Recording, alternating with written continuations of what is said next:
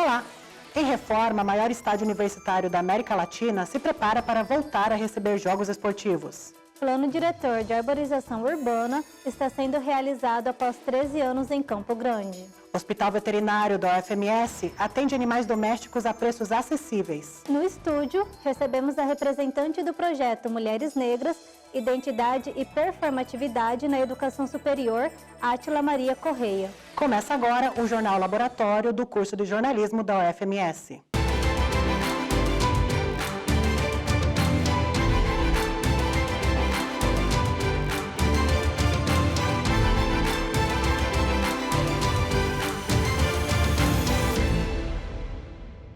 Considerado o maior estádio universitário da América Latina e patrimônio histórico de Mato Grosso do Sul, o Morenão está em reforma há um ano. A volta dos Jogos Esportivos depende da conclusão da obra. Veja mais detalhes na reportagem. Os banheiros aqui do Morenão estavam assim antes do início das obras. O estádio ele foi muito bem feito, foi numa construção antiga, tanto que ela foi inaugurada em 1971, já está completando esse ano 52 anos. Então nada está comprometido. Algumas situações à parte, por exemplo, o muro que cedeu devido a uma infiltração de água e algumas infiltrações que a gente tinha dentro dos banheiros.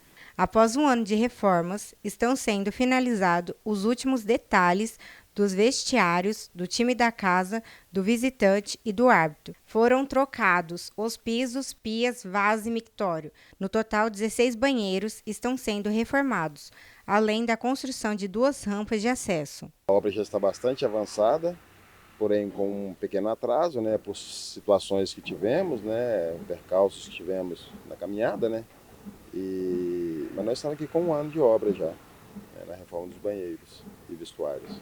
Essa etapa da obra conta com um total de 70 trabalhadores. 53 deles são do regime semiaberto. Os internos chegam pela manhã, trabalham durante o dia aqui no Morenão e no final da tarde retornam para a Gameleira. Nós trabalhamos aqui com um produto de reintegração social, que a gente é um projeto que a gente trabalha com o pessoal do semiaberto, o pessoal da Gameleira. A ideia de trabalhar com esse pessoal da Gameleira é para a gente estar reintegrando o pessoal que cometeram delitos um dia, e estar reintegrando ele para a sociedade. A primeira etapa da obra deverá ser concluída em 4 meses. O valor total gasto na reforma está calculado em R$ 9.400.000. Até agora foram gastos R$ 1.200.000. Eu acredito que não precisam estar todas as etapas concluídas, que são as 11, mas algumas delas são prioridade para a segurança do público, que vai visitar o estádio no jogo, por exemplo. Entre os projetos da reforma está prevista a construção de um museu. A ideia vem de outros estádios brasileiros, como o Morumbi e o Maracanã. A Secretaria de Saúde segue realizando desde abril a vacinação contra a influenza no estado. O imunizante trivalente, que protege variações dos vírus da H1N1, H3N2 e gripe, está disponível para bebês a partir dos 6 meses, crianças, adultos e idosos. Para se vacinar, é necessário comparecer em uma unidade básica de saúde, portando documentos pessoais e carteira de vacinação. Vale ressaltar que menores de 18 anos devem estar acompanhados dos pais ou responsáveis. Veja no próximo bloco. Plano diretor de arborização urbana volta a ser realizado após 13 anos em Campo Grande. O Hospital Veterinário da UFMS realiza atendimentos com preços acessíveis a animais de grande e pequeno porte. Voltamos já.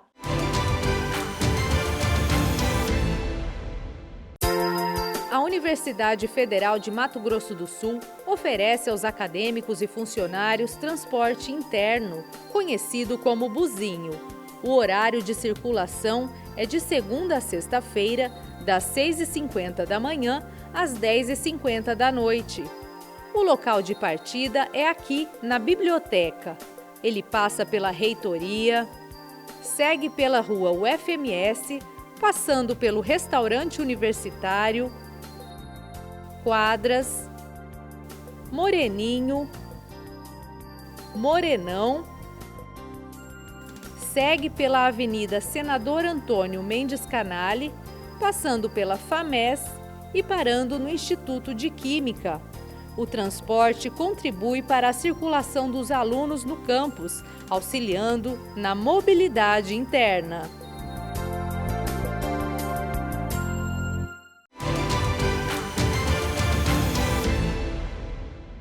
Plano Diretor de Arborização Urbana volta a ser realizado após 13 anos pela Universidade Federal do Mato Grosso do Sul, em parceria com a Prefeitura da capital. Nas ruas, a equipe composta por bolsistas e voluntários realiza a coleta de dados. Eles anotam todas as informações referentes à arborização do local. Na prática, esse projeto consiste de uma fase de diagnóstico. Nós vamos levantar como é que está acontecendo a arborização urbana e os demais elementos da cobertura vegetal da cidade. Esse diagnóstico é feito tanto em campo como com imagens de satélite, com os instrumentos das geotecnologias, ou seja, o geoprocessamento. Com base nesses dois instrumentos, a gente faz discussões e análises sobre a localização e a situação da floresta urbana na cidade. No total, 200 quadras vão ser analisadas. A Prefeitura está destinando o recurso ao PEDAL proveniente do Plano Plurianual. Então, eles reservaram um recurso para destinar à execução desse projeto. No âmbito da universidade, esse projeto utiliza os recursos dando bolsas para os alunos, bolsas de graduação, bolsas de mestrado, custeia o combustível dos veículos que levam as equipes até os locais onde são feitos os levantamentos, as quadras urbanas, e alguns itens de consumo, como por exemplo, equipamento de proteção individual, os EPIs, então luva, máscara, óculos de segurança, fita métrica, porque a gente usa para fazer os levantamentos dendrométricos, as medidas das árvores. Os dados divulgados em 2010 revelam que Campo Grande possuía, na época, um total de 150 mil árvores. O bairro Aerorancho liderava o ranking com mais de 5 mil árvores plantadas. Os dados do PEDAL de 2010 revelam que, além do Aerorancho, os Moreninhas possuem o segundo lugar com a maior quantidade de árvores da capital, com 4.915. Seguida pelos bairros Centro-Oeste, com 4.741, Universitário, com 4.652 e o Nova Lima, com um total de 4.289 árvores. Para o PEDAL, a gente dividiu os grupos de trabalho em campo, que é o pessoal que vai nas quadras e faz o levantamento de uma a uma das quadras. O grupo de trabalho da estatística, que faz o delineamento amostral dessas quadras que vão ser levantadas. O grupo de trabalho GEO, que faz a localização das imagens de satélite, pede as imagens que a prefeitura, porventura, tem e nós não tenhamos. Eles faz parte do convênio que eles forneçam para nós o material de dados e de imagens que a gente precise, e fazem as análises de geoprocessamento.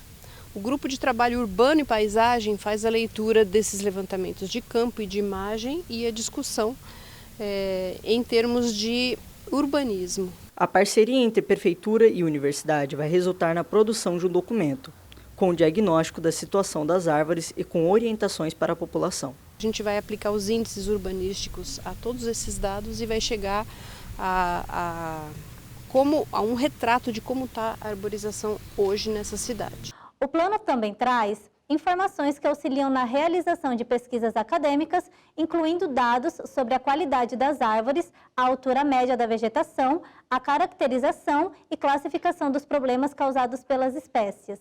O governo de Mato Grosso do Sul, por meio da Fundação da Cultura, criou no início do mês de maio o projeto Cultura em Movimento 60+, que promove o lazer e a cultura para pessoas idosas, com bailes toda quinta-feira em cidades do estado. Campo Grande e Rochedo foram as primeiras cidades a promover esse evento, com apresentações da banda Seresta Baile Show. No mês de junho, a próxima cidade a receber o evento será São Gabriel do Oeste. O Hospital Veterinário da UFMS realiza de segunda a sexta-feira cerca de 25 atendimentos diários a animais domésticos para a população de Campo Grande. Mais informações com o repórter Gabriel Isagawa. Inaugurado em 11 de setembro de 1982, o Hospital Veterinário da UFMS tem como principal função atender animais de grande e pequeno porte. Em 2022, foram realizados mais de 3.000 atendimentos. Dona Sueli Peixoto trouxe o cachorrinho Angel para ser tratado aqui. É pela qualidade do atendimento dos profissionais aqui da Universidade Federal. A aposentada ressalta que, em comparação a clínicas veterinárias particulares, o valor do hospital veterinário é mais acessível. Ah, sim, não tem dúvida. Muito mais acessível E tem todo o aparato aqui de exames, de ultrassons, né, de tudo aqui. O Hospital Veterinário da UFMS faz 25 atendimentos por dia, sendo eles de manhã e à tarde. Beneficiários do Cadastro Único têm direito a 50% de desconto no valor, que é de R$ 60. Segundo o coordenador do Hospital Veterinário, Andrei Fabretti, os atendimentos mais recorrentes são o câncer e casos de urgência médica. O câncer é uma doença que exige tratamento a longo prazo, né? Então, doenças cardíacas crônicas, doenças renais crônicas, doenças hepáticas crônicas, algumas doenças infecciosas com fase crônica, como a doença do carrapato, a erliquiose, a leishmaniose visceral, são todas doenças que exigem atenção a longo prazo na vida desses pacientes, né? O Hospital Veterinário está localizado na Avenida Senador Filinto Miller, 2443, no bairro Vila Ipiranga. Os atendimentos são realizados de segunda a sexta-feira, em horário comercial. O telefone para contato de WhatsApp é o 67 3343 3610. Dos 38 projetos aprovados na lista de espera do edital Mulheres na Ciência Sul-Mato-Grossense, promovido pela Fundação de Apoio ao Desenvolvimento do Ensino, Ciência e Tecnologia de Mato Grosso do Sul, 25 são de pesquisadoras da UFMS. Dentre eles está o projeto da professora de educação Eugênia Portela de Siqueira Marques, que aborda o fortalecimento identitário de mulheres negras nos cursos de graduação das universidades públicas de Mato Grosso do Sul, realizada entre os anos de 2017 a 2021. Para falar sobre o assunto, recebemos no estúdio a pesquisadora Átila Maria do Nascimento Correia, aluna de doutorado da UFMS e pesquisadora do projeto Mulheres Negras, Identidade e Performatividade na Educação Superior. Seja bem-vinda, Átila. Muito obrigada. Seja bem-vinda, Átila. Obrigada. Átila, qual é a importância do projeto e como ele foi desenvolvido? Então, esse projeto, a gente considera ele de suma importância porque ele tem um aspecto de inovação muito grande, né? Para a gente chegar nesse projeto, a gente iniciou com o meu projeto de dissertação de mestrado, que falava sobre o acesso de mulheres negras nas graduações, na UFMS e na UFGD, usando o recorte temporal de 2014 até 2018. A gente escolheu esse recorte porque 2014 pegava depois da lei de cotas, então a gente queria identificar o aumento de presença dessas mulheres, né? Só que 2 anos foi um tempo muito curto para a gente conseguir desenvolver uma pesquisa com entrevista. Então, nós realizamos análise de dados. Aí, conversando com a professora Eugênia, a gente decidiu incorporar entrevistas dentro do projeto para poder trazer essa proposta para a Fundect, para a gente saber o que as alunas estavam pensando, quais eram os sentimentos delas dentro desses cursos, né, nas instituições de ensino. Porque as mulheres na educação superior, elas enfrentam o racismo e o sexismo, e isso se intensifica. A gente percebeu que isso era maior nos cursos de exatos e carreiras que são consideradas de predominância masculina, né? Que seria daí o caso das engenharias, matemática, física e química. Então a gente decidiu expandir esse projeto, focando nos aspectos identitários delas nesse momento com a Fundect daí. Átila, quando o assunto se trata de gênero e raça, é perceptível a falta de interesse das pessoas em falar sobre o tema. Por quê? Então, o que acontece, né? A universidade, ela é historicamente branca e masculina, né? Então, homem branco não quer saber de questões de gênero e raça. O que vem acontecendo, né, principalmente depois da implementação das políticas afirmativas, vem aumentando o número de pesquisadores e pesquisadoras negras, então essas pautas elas vêm se tornando mais recorrentes. Só que o aumento, ele não foi assim extremamente significativo. Houve um aumento sim, porque antes não tinha esse tipo de pesquisa. Então agora, com a formação desses novos pesquisadores, esses assuntos eles vêm sendo mais pesquisados e mais divulgados também. Porque a gente tem a ABPN, né, a Associação Brasileira de Pesquisadores Negros, aí tem eventos como o COPEN, então essa divulgação dessas pesquisas, elas vêm sendo maior por causa da presença dessas mulheres e desses homens negros dentro da educação superior brasileira. Bom, uma pesquisa do IBGE publicada em maio do ano passado, ela revelava que, em comparação com os trabalhadores negros e pardos, os trabalhadores brancos, eles ganhavam cerca de 68% a mais. Você acha que isso está ligado ao conceito de racismo estrutural e, por consequência, racismo institucional? 100%, eu acho, até porque a gente tem um problema aí, de novo, né, do racismo e do sexismo, porque o que acontece? Desempenhando o mesmo trabalho, as mulheres, às vezes, com qualificação maior, elas acabam ganhando menos que os homens, né? E esse é um problema que a gente tem até hoje, continua, né, o homem branco sendo o topo do salário, independente da formação dele e do trabalho que ele desempenha. Por isso que a gente reforça tanto a necessidade dessa discussão, né, sobre racismo estrutural e racismo institucional, e por isso que as políticas afirmativas elas são tão importantes, porque elas dão a oportunidade de a gente ocupar esses espaços e perceber esse tipo de comportamento, né, e trazer essa discussão. Foi aprovado recentemente um projeto de lei que garante igualdade salarial entre homens e mulheres. Para você, qual é a importância desse projeto de lei? Esse projeto de lei, para mim, ele é de suma importância, porque às vezes a gente não leva em consideração, né, mas as mulheres, elas trabalham em tripla jornada. A mulher, ela trabalha fora de casa, aí ela trabalha dentro de casa, aí ela ainda faz um curso superior, né? É uma tripla jornada. Eu acho que o que vai resolver mesmo essa distância salarial que o Douglas acabou de falar é justamente essa iniciativa de ter uma política pública implementada em lugar para garantir essa equidade salarial, porque assim, a gente percebe historicamente que apenas essa consciência é uma coisa que não funciona sem uma política pública em ação. Bom, aquele relatório do IBGE que eu mencionei agora há pouco, ele relatava que o índice de mulheres negras na universidade, em espaços acadêmicos, desde os anos 2000, ele subiu em 21%.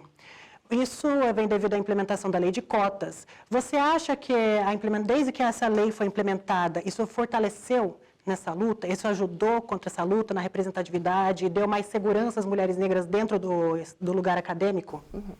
É 100%. A gente tem que, quando a gente volta, né, nas origens da universidade, é o que eu já falei para vocês, é o homem branco, aí depois a mulher branca começa a ocupar esse espaço, aí depois a mulher negra e, por último, o homem negro. Então, assim, o papel das políticas afirmativas, ele é fundamental, principalmente na educação, no concurso, na pós-graduação, porque ele garante que nós vamos ter a chance de ocupar esses espaços, que é o que, como vocês puderam ver no que eu falei, ele se apresenta como consequência em tudo. Aí tem mais homem e mais mulher negra pesquisando, então tem mais pesquisa sobre o tema, então tem mais doutores, tem mais médicos, tem mais arquitetos, mais engenheiros. Então as políticas de ações afirmativas, elas são fundamentais. O seu projeto, né, de pesquisa, ele consequentemente deve ter chegado a algum resultado. Quais foram esses resultados obtidos? Teve uma expectativa? Teve uma expectativa boa, negativa? Como que foi? Então, com o meu projeto, o que a gente esperava? A gente esperava encontrar mulheres concentradas em carreiras consideradas femininas, né? Porque o que era curso de mulher? Curso de mulher era licenciatura, eram coisas que envolviam cuidado, eram coisas que eram relacionadas a dons, como enfermagem. Então, a gente estava esperando encontrar, sim, as mulheres mais colocadas nesse espaço, só que no decorrer do recorte temporal ali de 2016, 2017 e 2018, a gente percebeu que essas mulheres, porque o meu projeto, a minha pesquisa, ela foi focada em mulheres negras, né? A gente ficou muito feliz porque a gente percebeu que essas mulheres, elas estavam ocupando cursos considerados de prestígio, que no caso, por exemplo, aqui na UFMS, foi arquitetura e urbanismo, foi medicina, foi direito. Aí lá na UFGD a gente encontrou essas mulheres em medicina, em direito e em várias engenharias. O número de alunas negras nas engenharias, assim, foi muito grande. Então, é importante a gente perceber, né, que abriu um espaço para essas mulheres estarem ocupando espaços que antes eram considerados predominantemente masculinos, né? Porque a gente tem que levar em consideração também o fator socioeconômico, por exemplo. Por que uma mulher ela não estava fazendo tanto engenharia? Porque engenharia é um curso de período integral. E, às vezes, essa mulher tinha que trabalhar. Então, ela não tinha como não trabalhar em um período para chegar nesse curso de engenharia em período integral.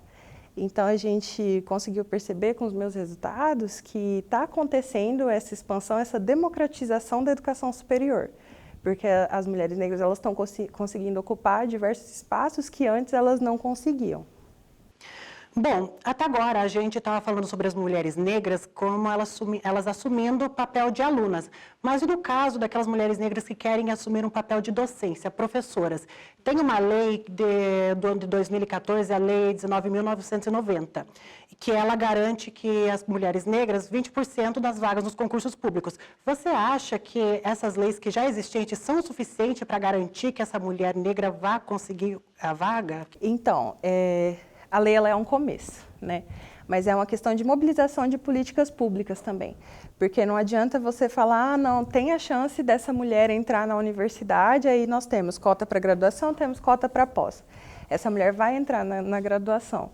Mas e depois? O que vai garantir o sucesso dessa mulher quando ela tem que lidar com racismo estrutural, ela tem que lidar com racismo institucional, aí tem toda uma questão identitária também dentro da educação superior, porque muitas vezes essa mulher vai sofrer preconceito, ela vai chegar num espaço que a maioria dos professores são homens brancos velhos, que é o que é a cara da carreira docente no Brasil, né, na educação superior, e o que vai garantir esse sucesso dela?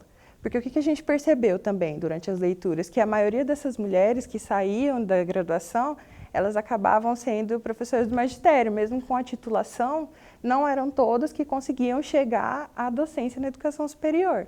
Então, eu acho que existe a necessidade de uma mobilização maior de políticas públicas para garantir esse sucesso depois que essas mulheres terminam a graduação.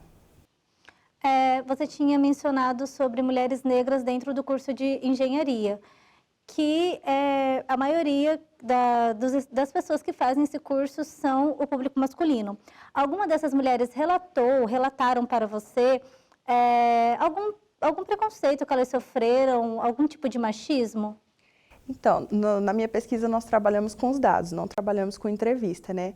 Mas como a minha pesquisa foi na instituição que eu fiz a minha graduação, eu tenho vários amigos que se formaram em engenharia. E assim, casos de racismo e sexismo são coisas comuns, né? Porque faz parte ali do imaginário de que é uma coisa normal. Então, as meninas sofriam, assim, por estar em cursos que não eram para elas, por acharem que elas não iam dar conta. Sofriam com professores que dificultavam a vida, porque achavam que elas não iam conseguir ter sucesso ali na graduação. Então, eu acho que isso é parte dessa característica opressora que a educação superior tem quando a gente fala principalmente de mulher. E para encerrar, existe algum contato para quem quiser mais informações em relação à pesquisa? Existe sim, é só procurar o NEAB e o FMS no Instagram. Nós também temos um grupo de estudo que se chama GEPRAF, nós abordamos questões relacionadas à raça, gênero e educação para as relações étnico-raciais. Lá na bio do Instagram tem um formulário do Google para a pessoa poder entrar em contato, ser inserido no grupo. Aí a gente realiza leituras e debates acerca do tema para quem tiver interesse. Muito obrigado pelas informações, Átila. Obrigada, Átila. Eu que agradeço pelo convite. O telejornal Laboratório do Curso do Jornalismo da UFMS fica por aqui. Agradecemos a sua audiência. Até a próxima. Até a próxima.